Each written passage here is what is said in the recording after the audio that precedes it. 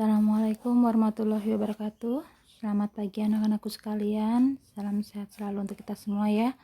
Kali ini untuk pembelajaran lintas minat biologi, Ibu akan memberikan materi mengenai pembelahan sel. Nah, kita ketahui ya, pernah nggak berpikir kenapa manusia itu bisa tumbuh, berkembang? Tidak lain ini karena adanya faktor pembelahan sel di dalam tubuh kita ya.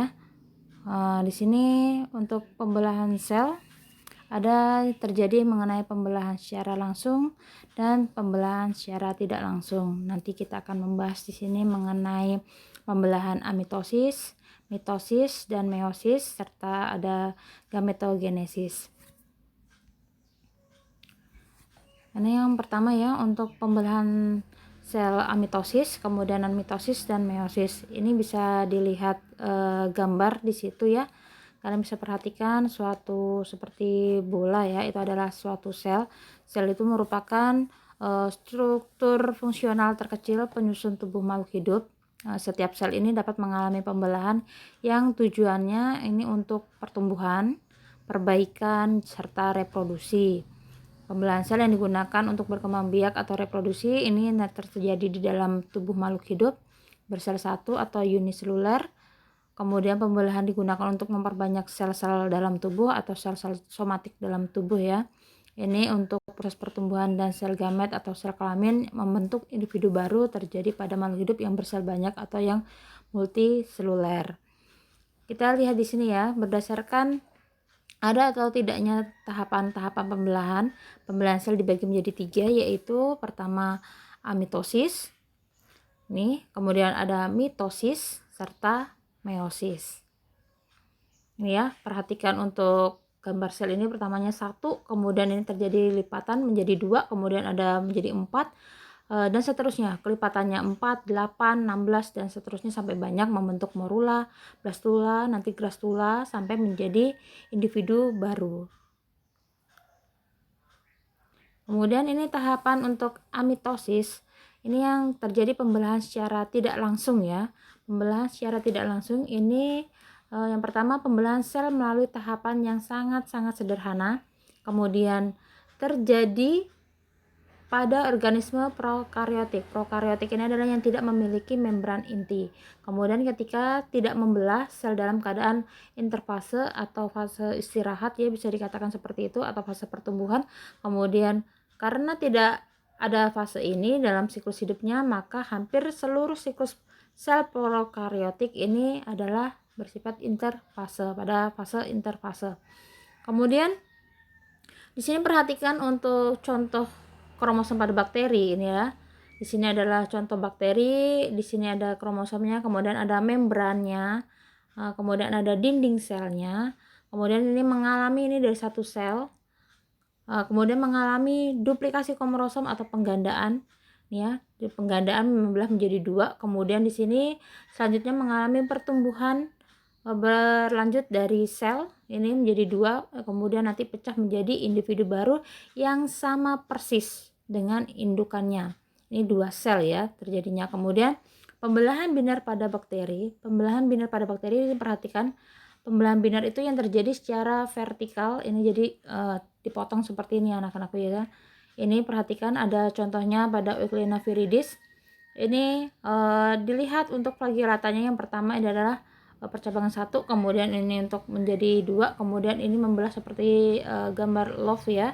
Ini adalah pembelahan binar membentuk ke vertikal, kemudian sampai dia membelah untuk menghasilkan individu masing-masing. Selanjutnya pada tahapan mitosis. Mitosis ini yang pertama ya, terjadi pada organisme yang mengalami pertumbuhan, perbaikan atau reproduksi aseksual secara tidak kawin ya. Kemudian pembelahan secara mitosis menghasilkan 2 sel anakan dengan materi genetik yang identik atau sama dengan induknya. Jadi mitosis ini menghasilkan 2 anakan yang sama persis dengan indukannya. Kemudian jumlah kromosomnya disimbolkan dengan 2N di sini ya, yang disebut dengan diploid.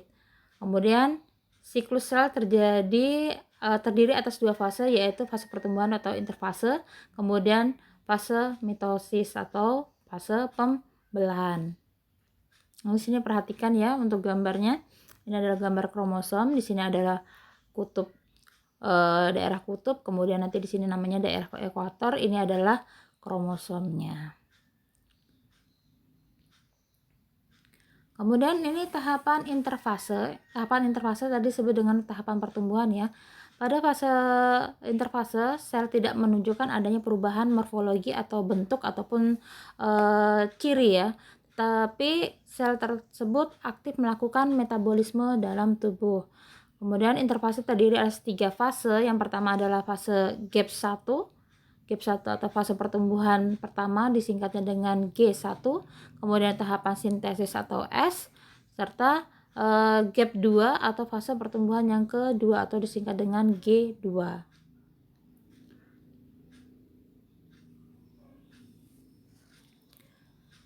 Kemudian fase pembelahan mitosis. Ini ada 4 fase ya yang terjadi pada pembelahan mitosis, yaitu pertama ada tahapan profase, kemudian metafase, anafase, serta telofase. Kita bahas satu-satu dulu ya. Untuk tahapan yang profase, di sini kalian bisa perhatikan yang pertama tahapan profase, benang-benang kromatin memendek dan menebal membentuk kromatid. Di sini perhatikan gambarnya. Ini benang-benang kromatin memendek dan menebal membentuk kromatid. Kemudian kromatid berpasangan. Kromatid berpasangan membentuk kromosom. Kemudian membran nukleus dan nukleolus menghilang. Kemudian pada sel hewan, sentriol mengalami pembelahan. Sentriol tersebut memisah menuju kutub yang berlawanan. Benang spindel mulai mengatur diri sedemikian rupa sehingga menyerupai bentuk pancaran atau aster. Di sini perhatikan ya, untuk benang-benang kromatit sudah mulai membentuk benang-benang spindel, kemudian sentriolnya sudah mulai mengalami pembelahan. Kemudian pada tahapan metafase, ini perhatikan tahapannya ya anak-anak sekalian, dilihat gambarnya. Ini dimulai dari yang pertama terbentuknya benang-benang spindel. Benang-benang spindel ini yang ini ya, benang-benang spindel. Kemudian kromosom terlihat semakin jelas. Ini kromosomnya yang simbolnya seperti ini ya, XX itu. Kemudian kromosom berada di daerah ekuator. Ini menuju ke daerah ekuator yang disebut dengan ekuator ini ya, membelah di tengah. Kemudian setiap kromosom masih terdiri atas 2 kromatid yang terkait pada sentromernya. Jadi ada 2 yang seperti ini. Kemudian setiap sentromer ada 2 kinetokor ya, yang masing-masing dikaitkan dengan benang spindel. Ini untuk yang metafase. Jadi perlu diperhatikan kuncinya adalah ketika kromosom ini menuju ke arah kutub ya, daerah kutub. Selanjutnya pada tahapan anafase. Anafase ini kebalikannya. Yang tadi dari metafase dia menuju kutub, ini kromosomnya sudah menuju ke bagian tadi bagian ekuator ya, yang ini menuju ke daerah kutub ya. Ini perhatikan benang-benang spindel memendek, kemudian kromatid menuju kutub yang berlawanan. Kemudian terjadi sitokinesis atau sitokinesis dimulai. Kemudian tahapan telofase di sini adalah kromatid telah sampai ke kutub nih, daerah kutub, kemudian yang berlawanan, kemudian kromatid menipis dan memanjang menjadi kromatin. Kumpulan kromatin membentuk anak inti, kemudian terbentuk membran nukleus di luar anak inti. Kemudian sitokinesis selesai, terbentuklah 2 sel anakan. Ini ya yang terbentuk 2 sel anakan yang sama dengan indukannya. Ini yang meiosis. Meiosis ini atau pembelahan secara reduksi. Pembelahan meiosis ini yang pertama, pembelahan meiosis menghasilkan sel anakan dengan jumlah kromosom setengah dari kromosom sel induk. Jadi dia setengah ya anak-anakku sekalian, bukan sama persis dengan induknya. Pembelahan meiosis bertujuan untuk perkembangbiak secara seksual, yaitu dalam proses pembentukan gamet atau gametogenesis. Meiosis mengalami pembelahan inti 2 kali sehingga satu sel diploid 2N akan menghasilkan 4 sel haploid. Jadi sifatnya dia adalah N atau haploid. Sebelum membelah meiosis terjadi sel mengalami fase pertumbuhan atau fase interfase. seperti pada tahapan pembelahan mitosis, sama fasenya ya, tapi dia terjadi secara 2 kali. Ini perhatikan istilah gambarnya ya, sama seperti tadi, menuju ke bidang ekuator, kemudian nanti pada fase anafase dia menuju ke bidang kutub, tapi di sini menghasilkan 4 sel anakan. Ini tahapan interfase. Tahapan interfase ini ya, sel persiapan diri untuk membelah secara meiosis saat menjalani fase G1 tadi ya, fase pertumbuhan pertama, kemudian fase S, fase sintesis, dan fase pertumbuhan yang kedua atau G2 dari interfase. Kemudian selama interfase sel tumbuh ke ukuran dewasa dan menyalin DNA-nya. Ini ya, dari G1 meiosis 1, kemudian meiosis 2, kemudian ini pertumbuhan 1 atau sel mengalami pertumbuhan pertama, kemudian mengalami sintesisnya, ini pertumbuhan yang kedua, kemudian dia menyalin DNA-nya. Nih untuk tahapan meiosis yang pertama, ini sama tahapannya seperti mitosis ya, ada profase, tapi di sini ada profase 1, metafase 1, anafase 1, kemudian ada telofase 1. Untuk meiosis yang pertama ini terjadi 4 tahap.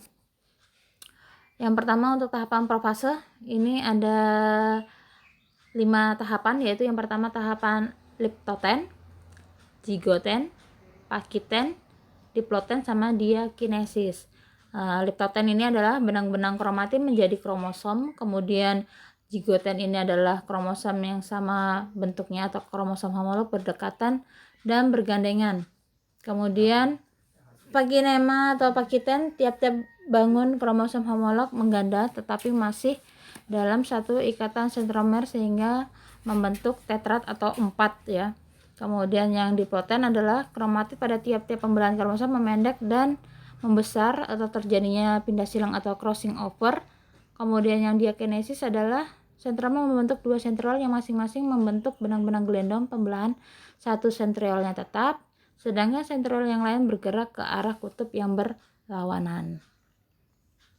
Itu di buku kalian juga ada ya, nanti bisa disimak sekalian. Kemudian yang metafase pertama, metafase 1 ini adalah kromosom homolog. Ini perhatikan di gambarnya ya, ini sama seperti tadi, kromosom homolog atau tetrat yang membentuk 4 kemudian bergerak ke arah ekuator atau bergerak menuju ke bagian tengah. Kemudian tiap-tiap kromosom berikatan dengan benang-benang spindle, ini benang-benang spindelnya pada bagian sentromer. Ini anafase 1. Anafase 1 ini perhatikan lagi gambarnya anak-anakku ya.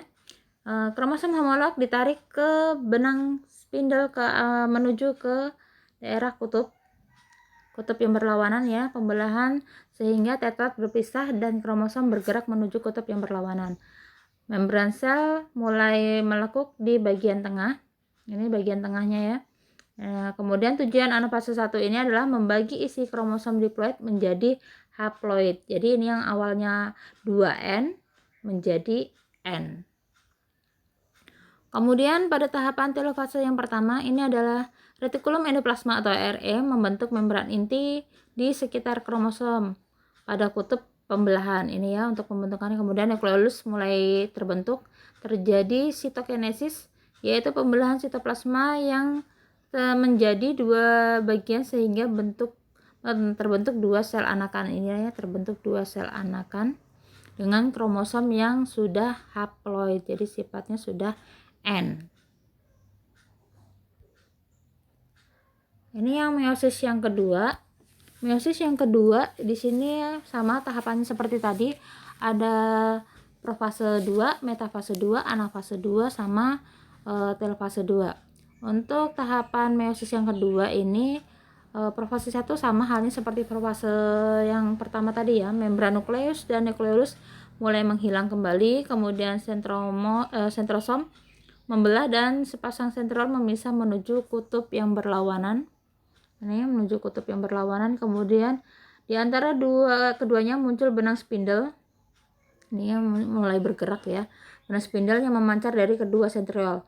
Waktu ini lebih singkat dibanding tahapan yang lainnya pada tahapan profase 2. Kemudian pada tahapan metafase 2 ini sama, metafase ini adalah untuk menuju ke bagian ekuator ya. Setiap kromosom haploid berisi 2 kromatid tertarik ke bidang ekuator, karena tadi yang di metafase pertama itu ada 4 atau tetrat, ini sudah jadi 2. Kemudian terbentuknya benang-benang spindle, salah satu ujungnya melekat pada sentromer, khususnya di bagian kinetokor, kemudian ujung lainnya membentang menuju kutub pembelahan yang berlawanan.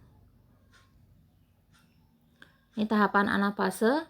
Pada tahapan anafase sama ini ya, untuk menuju ke bagian kutub yang berlawanan. Benang spindle menarik kromatip menuju kutub pembelahan yang berlawanan, kemudian kedua kromatip bergerak menuju kutub yang berbeda. Pada akhir anafase, membran sel mulai melekuk. Kemudian yang terakhir ini telofase 2, kromatip di kutub berubah menjadi benang-benang kromatin. Kemudian membran nukleus dan inti haploid terbentuk. Kromosom menipis dan memanjang menjadi benang-benang kromatin. Kemudian terjadi sitokinesis sehingga terbentuk 4 anakan. Ini ya, terbentuk 4 anakan. Sehingga sini sifatnya sel anakan adalah haploid atau N. Ini pada fase berikutnya inilah fase gametogenesis. Fase gametogenesis ini adalah fase untuk menghasilkan gamet, atau ini pada sel kelamin jantan ya. Gametogenesis ini adalah pembentukan terjadi secara meiosis di dalam alat reproduksi. Ini proses gametogenesis terjadi pada hewan dan manusia yang meliputi spermatogenesis serta oogenesis. Ini bisa dilihat untuk gametogenesis pada hewan dan manusia. Ini ya, pada pembentukan spermatogenesis serta oogenesis. Yang sini nanti akan menghasilkan sperma dan ini akan menghasilkan ovum. Untuk gametogenesis pada tumbuhan di sini ada sama mikrosporogenesis, kemudian dan makrosporogenesis. Kalau mikro ini terjadi pada jantan, yang makro ini terjadi pada betina.